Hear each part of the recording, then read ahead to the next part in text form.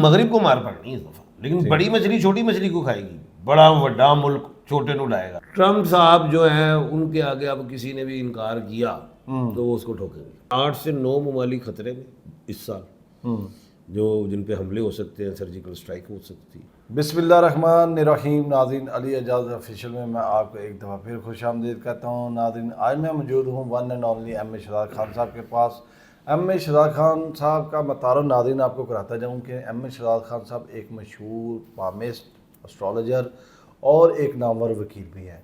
तो मेरी इनके साथ अक्सर गुफ्तगू दोनों टॉपिक्स पे होती रहती है, एस्ट्रोलॉजी पे भी और इनकी जो वकालतनामा है, इनके सियासी जो एनालिसिस और प्रेडिक्शन है उन पे भी।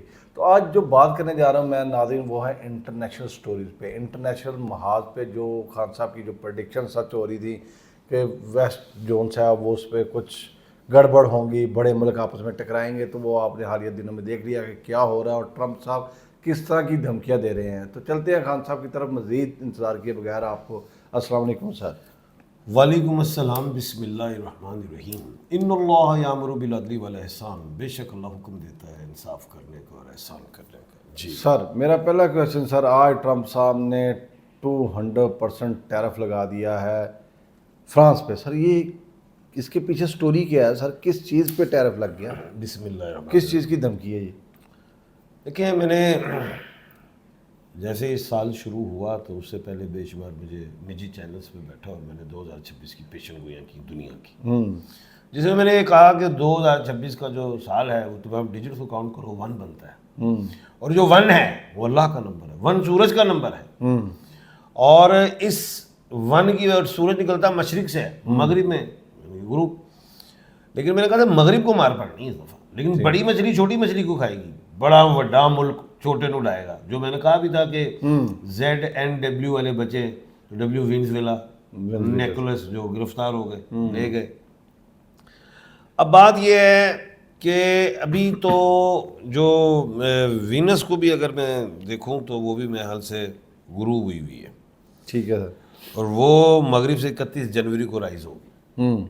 कुछ फ़र्क। दूसरी चीज़, डोनाल्ड जे ट्रम्प साहब जो है जुपिटर के मालिक हैं नेम के अतबार से। जुपिटर भी इस साल का एस्ट्रोलॉजी में बादशाह है और वो रेट्रोग्रेड भी है। तो डोनाल्ड जे ट्रम्प ज़रा 31 वो क्या कहते हैं 11 मार्च को वो सीधा होगा, क्या कहते हैं जुपिटर प्लैनेट। तो 11 मार्च तक डोनाल्ड जे ट्रम्प कोई तड़ियाँ तुड़ियाँ थे बड़े बड़े कम पाते ही रहेंगे। सर, उन्होंने हालिया दिनों में तड़ी नहीं लगा दी कि मैं जो मर्जी कर सकता हूँ। अब दूसरी बात ये है कि जैसे वेनेजुएला उनको हो गया, अब वो ग्रीनलैंड के चक्कर में जी जाहिर है उसमें मादनियात भी हैं, और वो क्या कहते हैं फ्रांस में है ना, कहाँ है ग्रीनलैंड, किसे कहते हैं सर? डेनमार्क में। डेनमार्क में, सॉरी।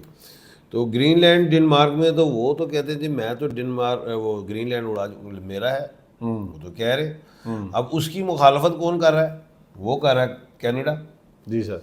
अब कनाडा का प्राइम मिनिस्टर ने कहा मैं ग्रीनलैंड, मैं डेनमार्क के साथ हूँ, यानी कि अब कनाडा जो है अमेरिका से भी बड़ा है। ऐसे ही सर, और हमसाया है दोनों, हमसाए हैं।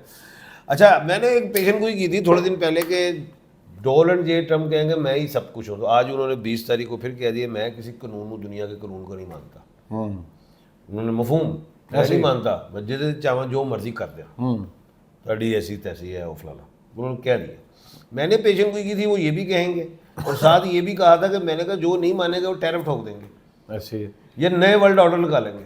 तो उस तरफ आ गए। उन्होंने कह दिया है कि पहले तो उसको कह दिया ना कि 200% टैरिफ लगा दूंगा। किसको कहा है?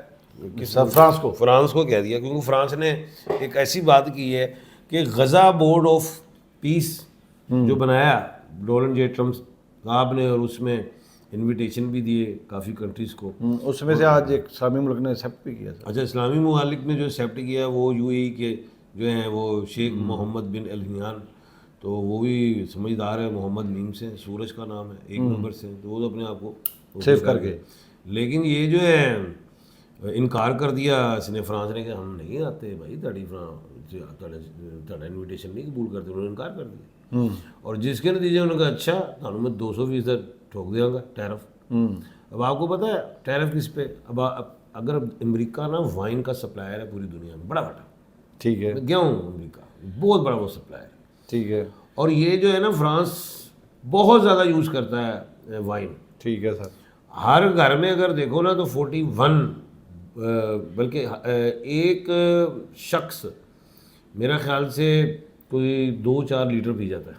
41-45 जो है एक घर में बड़ी बोतलें चाहिए। ये कि घर में 5-7 अफराद हो तो 40-41 कंजप्शन बहुत ज़्यादा यूज़ होती है फ्रांस। ये पीती ही वाइन है। हाँ, और रेड ही रहते ने उन्होंने वाइट वाइन भी होती है, रेड भी होती है। तो फ्रांस में आपको पता सर्दी भी कितनी होती है। उन्होंने कहा मैं टैरिफ ठोक देगा 200%। यानी कि ट्रम्प साहब जो हैं उनके आगे अब किसी ने भी इनकार किया तो वो उसको ठोकेंगे।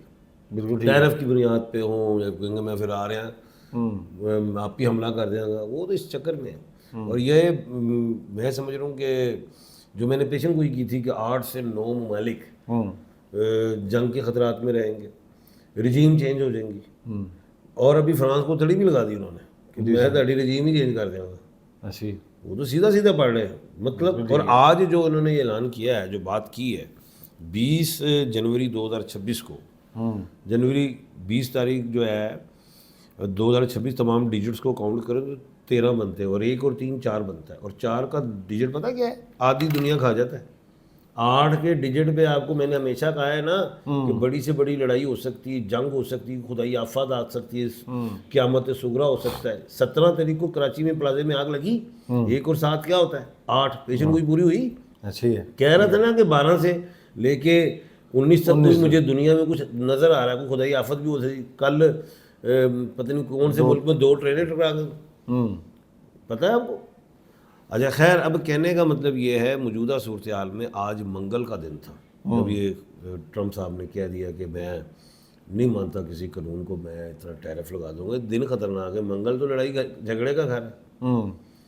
तो अब जो छोटा मुल्क होगा ना वो बड़े को वो रगड़ा जाएगा, वो बड़ा मुल्क उसको उड़ा जाएगा। इसी तरह चाइना के लिए भी मैंने कहा है कि इसके साथ अगर ताइवान ने जापान ने पंगा किया तो चाइना उसे खा जाएगा। यूक्रेन पंगा करेगा तो रशिया तो खा ही गया, उसे कहाँ जाने देगा, दूसरी तरफ यूरोप में जाने नहीं देगा। ये मसले मिसाल ये 8 से 9 ममालिक खतरे में इस साल जो जिन पे हमले हो सकते हैं, सर्जिकल स्ट्राइक हो सकती है। 8 से 9 ममालिक के सदूर हों, बादशाह हों, प्राइम मिनिस्टर हों, कोई भी डिक्टेटर्स हों, वो उड़ सकते हैं। बिल्कुल ठीक है। दुनिया में की बात कर रहा हूँ। तो ये ऐसा मैं देख रहा हूँ। और अभी तो ये पहला ही महीना है और उन्होंने एक मुल्क खा लिया, दूसरा खाने के चक्कर में वो भी मैं उड़ा देंगे। तो वो भी मैं बता दूँ, ये ग्रीनलैंड को ये ट्रम्प साहब छोड़ेंगे नहीं। अभी ये नहीं है कि वो सारे ही ले जाएं, कुछ ना कुछ वो ले जाएंगे, ये बता रहा हूँ। अच्छा सर, ये सारी चीज़ें तो होगी सर, ट्रम्प साहब ने हर तरफ हाजिराई खोली हुई है, ईरान को धमकी, ग्रीनलैंड पे धमकी।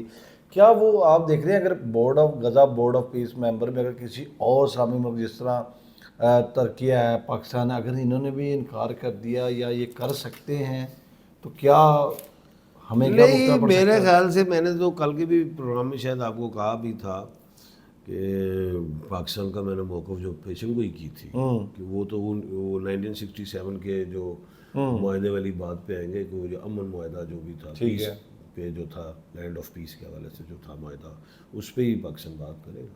बिल्कुल ठीक है। दूसरी चीज़ जो यूरोप हो, मिडिल ईस्ट, इजिप्ट है, Argentina, Canada, Brazil, Georgia, Türkiye, America, Italy, India, Albania, Argentina, ये सारे को ठीक है, मैं इनको इनविटेशन गए हैं शायद और या मेंबर्स बन गए या नहीं, ये भी तो मुझे नहीं पता लगा। लेकिन इनविटेशन अब देखना है कि कौन कौन आगे आता है, कौन कौन इनकार करता है। लेकिन जिसने पहला इनकार किया तो साथ ही ट्रम्प साहब ने बड़ी तलवार चुक ली, उन्होंने कहा मैं तनखुदा कर देगा। उसका असर ये होगा दूसरे लोग जो इनकार करते हैं सोचेंगे, ऐसा लगता है मुझे, डर के जान कर लेंगे। तो नाज़रीन, ये थी मेरी इंटरनेशनल टॉपिक पे खान साहब का एनालिसिस और खान साहब की प्रोडिक्शन। खान साहब जाते जाते एक और चीज़ बताइएगा कि 2026 में अगर 8-9 मुल्कों के आप कह रहे हैं तख्ते उल्टेंगे, उनके हुक्मरान आए जाएंगे, तो ये कोई वर्ल्ड वार नहीं स्टार्ट हो? अच्छा सवाल है आपका। कोई थर्ड वर्ल्ड वार नहीं होगी, ये मेरा चैलेंज है अल्लाह के हुक्म से।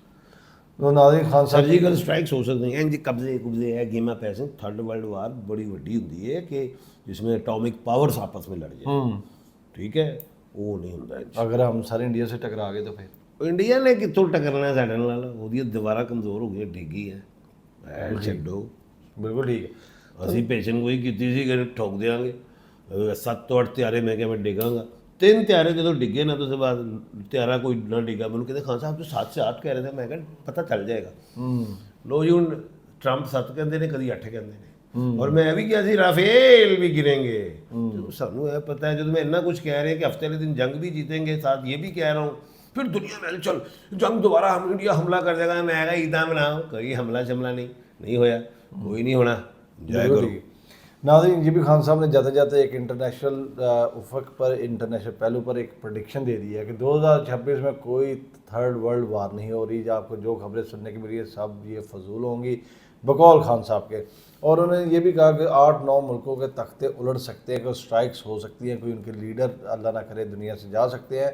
तो ये साल बड़ा अहम साल है। तो नाज़रीन, अली एजाज ऑफिशियल को देखते रहिए। अली एजाज ऑफिशियल में मैं आपको डिफरेंट टॉपिक्स और इश्यूज़ पे बात करते रहेंगे। हम इंटरनेशनल पहलू भी छेड़ते हैं और नेशनल डोमेस्टिक पॉलिटिक्स को भी छेड़ते हैं।